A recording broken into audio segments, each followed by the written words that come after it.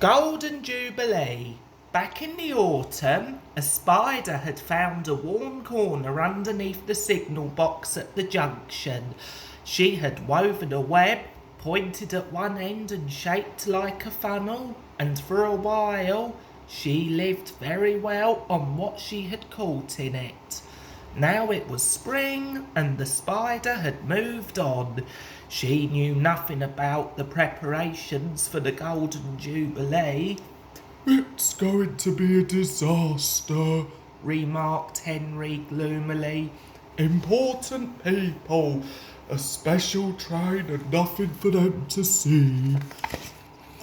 "Oh, ye more misery," said Donald. "Look on the bright side, there's a week to go yet."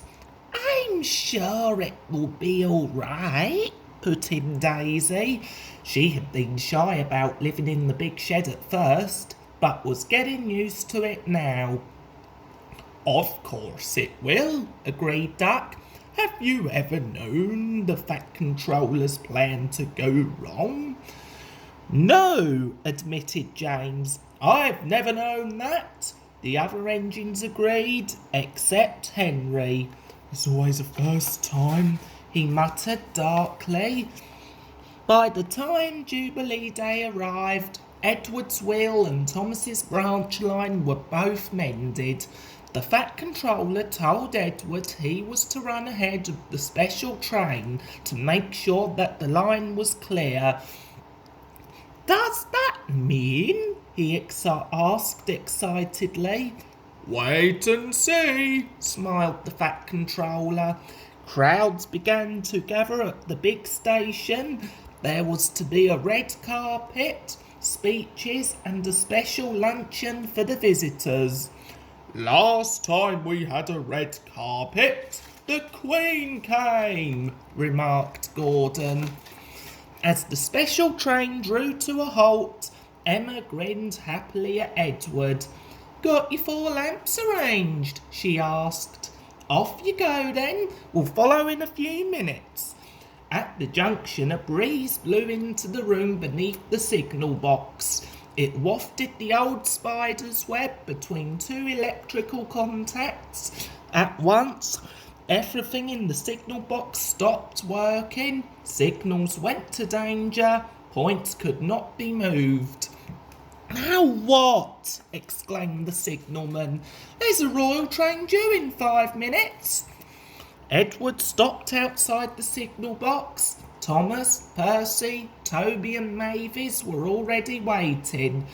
"The electrics are dead," the signalman told Edward's driver. "We shall have to flag you all through, but it will take time. You must go first, then the royal."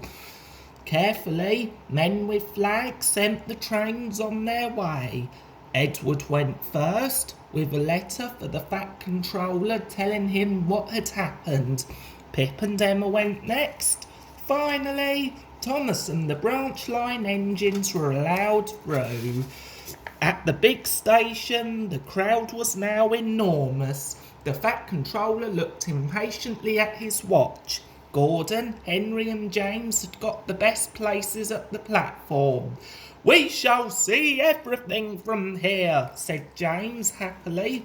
"If there's anything to see," grumbled Henry. Just then they heard a whistle.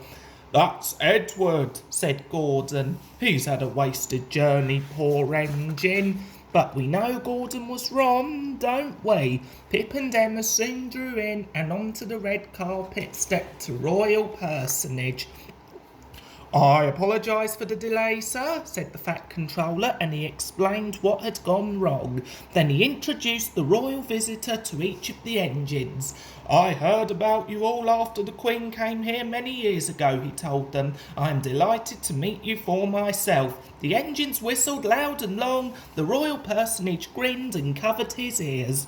"The Queen was right," he told the Fat Controller. "Your railway and your engines are a credit to you."